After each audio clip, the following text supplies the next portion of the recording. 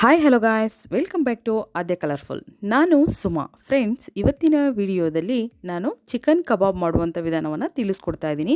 ತುಂಬಾ ಈಸಿಯಾಗಿ ಸುಲಭವಾಗಿ ನೀವು ಚಿಕನ್ ಕಬಾಬ್ನ ಮಾಡುವ ವಿಧಾನವನ್ನು ಇವತ್ತಿನ ವಿಡಿಯೋದಲ್ಲಿ ನೋಡೋಣ. ಕಬಾಬ್ ಅಂದರೆ ಸಾಮಾನ್ಯವಾಗಿ ಎಲ್ಲರಿಗೂ ಕೂಡ ತುಂಬಾ ಇಷ್ಟ ಇರುತ್ತೆ. ಆಚೆ ಎಲ್ಲ ನಾವು ರೆಸ್ಟೋರೆಂಟಲ್ಲಿ ತಿಂದಾಗ ತುಂಬಾ ಟೇಸ್ಟಿಯಾಗಿ ನಮಗೆ ಚಿಕನ್ ಕಬಾಬ್ ಅನಿಸುತ್ತೆ. ಬಟ್ ಮನೆಯಲ್ಲಿ ಮಾಡಿದಾಗ ಆ ಟೇಸ್ಟ್ ಬರೋದಿಲ್ಲ ಅಂತ ಸುಮಾರು ಸಲ ಅಂದ್ಕೊಂಡಿರ್ತೀವಿ. ಬಟ್ ಇವತ್ತು 100% ನೀವು ರೆಸ್ಟೋರೆಂಟಲ್ಲೇ ತಿನ್ನೋ ಅಷ್ಟು ರುಚಿ ಇರೋ ಚಿಕನ್ ಕಬಾಬ್ನ ಮನೆಯಲ್ಲಿ ಹೇಗೆ ಮಾಡ್ಕೊಳ್ಳೋದು ಅಂತ ಇವತ್ತಿನ ವಿಡಿಯೋದಲ್ಲಿ ತಿಳಿಸ್ಕೊಡ್ತಾ ಇದ್ದೀನಿ. ವಿಡಿಯೋ ಇಷ್ಟ ಆದರೆ ಪ್ಲೀಸ್ ನನ್ನ ಚಾನಲ್ನ ಸಬ್ಸ್ಕ್ರೈಬ್ ಮಾಡ್ಕೊಳ್ಳಿ ಫ್ರೆಂಡ್ಸ್, ಹಾಗೆ ಲೈಕ್ ಮಾಡಿ. ಓಕೆ, ಸೊ ಮೊದಲನೇದಾಗಿ ಈಗ ಚಿಕನ್ ಕಬಾಬ್ ಮಾಡೋದಕ್ಕೆ ನಾನು ಇಲ್ಲಿ 2 ಟೇಬಲ್ ಸ್ಪೂನ್ ಆಗೋಷ್ಟು ಕಾರ್ನ್ಫ್ಲೋರ್ ಒಂದು ಮಿಕ್ಸಿಂಗ್ ಬೌಲಿಗೆ ಹಾಕ್ಕೋತಿದ್ದೀನಿ, ನೋಡ್ಬೋದು ನೀವು. ಹಾಗೆ ಇಲ್ಲಿ ಕಬಾಬ್ ಪೌಡರ್ನ ತೊಗೊಂಡಿದ್ದೀನಿ ನಾನು. ಒಂದು 2 ಟೇಬಲ್ ಸ್ಪೂನ್ ಆಗುವಷ್ಟು ಚಿಕನ್ ಕಬಾಬ್ ಪೌಡರ್ ಯಾವುದಾದ್ರೂ ನೀವು ತೊಗೊಳ್ಳಿ, ನಿಮ್ಮ ಚಾಯ್ಸು. ಸೊ ಇದು ತೊಗೊಂಡು ಇದನ್ನು ನಂತರ ಇದಕ್ಕೆ ಖಾರಕ್ಕೆ ನಾನು 1 ಸ್ಪೂನ್ ಆಗೋಷ್ಟು ಅಚ್ಕಾರದ ಪುಡಿನ ಹಾಕೋತಾ ಇದ್ದೀನಿ. ಸೊ ನಿಮಗೆ ಖಾರ ಜಾಸ್ತಿ ಬೇಕು ಅಂದರೆ ಇನ್ನೊಂದು ಸ್ವಲ್ಪ ನೀವು ಆ್ಯಡ್ ಮಾಡ್ಕೋಬೋದು. ಹಾಗೆ ರುಚಿಗೆ ತಕ್ಕಷ್ಟು ಉಪ್ಪನ್ನು ಹಾಕ್ಕೊಳ್ಳೋಣ. ನಂತರ ಇಲ್ಲಿ ನಾನು ಒಂದು ಚಿಟಿಕೆಯಷ್ಟು ಗರಂ ಮಸಾಲ ಹಾಕ್ಕೋತಾ ಇದ್ದೀನಿ. ಗರಂ ಮಸಾಲ ನಿಮಗೆ ಬೇಕು ಅಂತ ಅಂದರೆ ಮಾತ್ರ ಆ್ಯಡ್ ಮಾಡಿ, ಇಲ್ಲಾಂದರೆ ಅದನ್ನು ಕ್ವಿಟ್ ಮಾಡ್ಬೋದು. ನಂತರ 1 ಸ್ಪೂನ್ ಆಗೋಷ್ಟು ಶುಂಠಿ ಬೆಳ್ಳುಳ್ಳಿ ಪೇಸ್ಟ್. ಓಕೆ, ಇಷ್ಟನ್ನು ಹಾಕಿದ್ದೀನಿ. ನಂತರ ಈಗ 1 ಮೊಟ್ಟೆ ನಾನು ತೊಗೊಂಡಿದ್ದೀನಿ ಫ್ರೆಂಡ್ಸ್. ನೋಡಿ, 1 ಮೊಟ್ಟೆನ ಒಡೆದು ಇವಾಗ ಇದಕ್ಕೆ ಹಾಕ್ಕೊಳ್ಳೋಣ.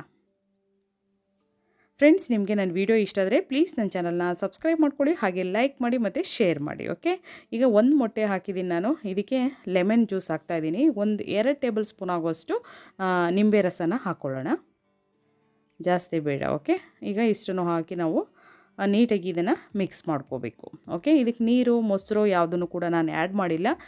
ಇಷ್ಟೇ ಸಾಕಾಗುತ್ತೆ. ಅಕಸ್ಮಾತ್ ನಿಮಗೆ ಸ್ವಲ್ಪ ಗಟ್ಟಿ ಇದೆ ಅನಿಸಿದ್ರೆ 1 ಟೇಬಲ್ ಸ್ಪೂನ್ ಅಥವಾ 2 ಟೇಬಲ್ ಸ್ಪೂನ್ ನೀರು ಹಾಕ್ಕೊಳ್ಳಿ. ಇಲ್ಲ ಅಂತಂದರೆ ಮೊಸರು ಕೂಡ ಆ್ಯಡ್ ಮಾಡ್ಬೋದು. ಓಕೆ, ನಾನು ಮೊಸರು ಯಾವುದನ್ನು ಆ್ಯಡ್ ಮಾಡ್ತಾ ಇಲ್ಲ. ಸೊ ಈಗ ನೀಟಾಗಿ ಮಿಕ್ಸ್ ಆಗಿದೆ, ನೋಡ್ಬೋದು. ಈ ಥರ ಮಿಕ್ಸ್ ಆದರೆ ಸಾಕು. ಇದಕ್ಕೆ ಇವಾಗ ನಾವು ಚಿಕನ್ನ ಹಾಕ್ಕೊಳ್ಳೋಣ. ಸೊ ಇಲ್ಲಿ ಸುಮಾರು ನಾನು 1 kg ಚಿಕನ್ ತೊಗೊಂಡಿದ್ದೀನಿ. ನೋಡಿ, ಈಗ ನೀಟಾಗಿ 2 ರಿಂದ 3 ಸಲ ನೀರಲ್ಲಿ ನೀಟಾಗಿ ತೊಳ್ಕೊಂಡು ನಂತರ ಈಗ ನೀರನ್ನೆಲ್ಲ ಅದು ಸೋಸ್ಬಿಟ್ಟು ನಂತರ ನಾನು ಹಾಕ್ಕೋತಾ ಇದ್ದೀನಿ. ನೋಡಿ, ನೀಟಾಗಿ ಈಗ ಮಿಕ್ಸ್ ಮಾಡ್ಕೊಳ್ಳೋಣ. ಚಿಕನ್ನೆಲ್ಲ ನೀಟಾಗಿ ಆ ಮಸಾಲೆ ಪೂರ್ತಿ ಹಿಡಿಬೇಕು. ಆ ಥರ ನೀಟಾಗಿ ಮಿಕ್ಸ್ ಮಾಡ್ಕೊಳ್ಳಿ ಫ್ರೆಂಡ್ಸ್. ಓಕೆ, ಈ ಥರ ಮಿಕ್ಸ್ ಮಾಡಿ ಇದನ್ನು ರೆಫ್ರಿಜರೇಟರಲ್ಲಿ ನೀವು 1 ಅವರ್ ರೆಸ್ಟಿಗೆ ಇಡಿ. ಇಲ್ಲ ಆಚೆ ಇಡೋದಾದರೆ 1-2 ಅವರ್ ಆಚೆ ಇಡಿ, ತುಂಬ ಚೆನ್ನಾಗಿ ಬರುತ್ತೆ.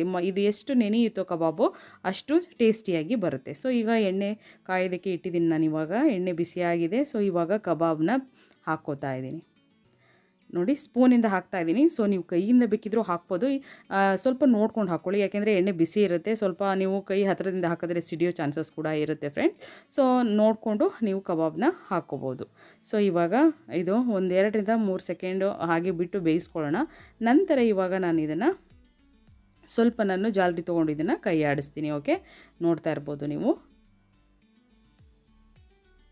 ಸ್ವಲ್ಪ ಈ ಥರ ಕೈ ಆಡಿಸಿ 2 ಸೈಡು ನಾವು ನೀಟಾಗಿ ಎಲ್ಲ ಕಡೆನೂ ಅದು ಬೇಯಬೇಕು. ಅಷ್ಟು ಚೆನ್ನಾಗಿ ನಾವು ಕಬಾಬ್ನ ಬೇಯಿಸ್ಬೇಕಾಗುತ್ತೆ. ಓಕೆ, ನೋಡ್ಬೋದು ನೀವು. ಈಗ ಒಂದು 5 ನಿಮಿಷ ತೊಗೊಳುತ್ತೆ ಫ್ರೆಂಡ್ಸ್. ಸ್ಟವ್ನ ಫುಲ್ ಲೋ ಫ್ಲೇಮಲ್ಲಿ ಇಟ್ಕೊಳ್ಳಿ. ಇದನ್ನು ಮೀಡಿಯಮ್ ಫ್ಲೇಮಲ್ಲೇ ನೀವು ಬೇಯಿಸ್ಬೇಕಾಗುತ್ತೆ. ಆಗ ಒಳಗೆ ಕೂಡ ಪೂರ್ತಿ ನೀಟಾಗಿ ಬೆಂದಿರುತ್ತೆ. ಇಲ್ಲ ಅಂತ ಅಂದರೆ ಬೆಂದಿರಲ್ಲ, ಮೇಲೆ ಮಾತ್ರ ನಮಗೆ ಬೆಂದಿರೋ ಥರ ಕಾಣುತ್ತೆ, ಬಟ್ ಒಳಗೆ ಬೆಂದಿರಲ್ಲ. ಸೊ ಇವಾಗ ಚಿಕನ್ ಕಬಾಬ್ ರೆಡಿಯಾಗಿದೆ. ಸೊ ಇದನ್ನು ಇವಾಗ ಒಂದು ತಟ್ಟೆಗೆ, ಒಂದು ಟಿಶ್ಯೂ ಪೇಪರ್ಗೆ ನಾನು ತೆಗಿತಾ ಇದ್ದೀನಿ. ಅದರಲ್ಲಿ ಆಯಿಲ್ ಅಂಶ ಎಲ್ಲ ಇರುತ್ತಲ್ಲ, ಸೊ ಅದೆಲ್ಲ ಹೋದ ನಂತರ ನಾವು ಒಂದು ಸರ್ವಿಂಗ್ ಪ್ಲೇಟಿಗೆ ಸರ್ವ್ ಮಾಡ್ಕೊಳ್ಳೋಣ. ಓಕೆ, ಸೊ ನೋಡ್ಬೋದು ಇವಾಗ ಎಲ್ಲದನ್ನೂ ತೆಗೆದಿಟ್ಟಿದ್ದೀನಿ. ಸೊ ನೋಡಿ, ಫೈನಲ್ಲಾಗಿ ಚಿಕನ್ ಕಬಾಬ್ ರೆಡಿಯಾಗಿದೆ.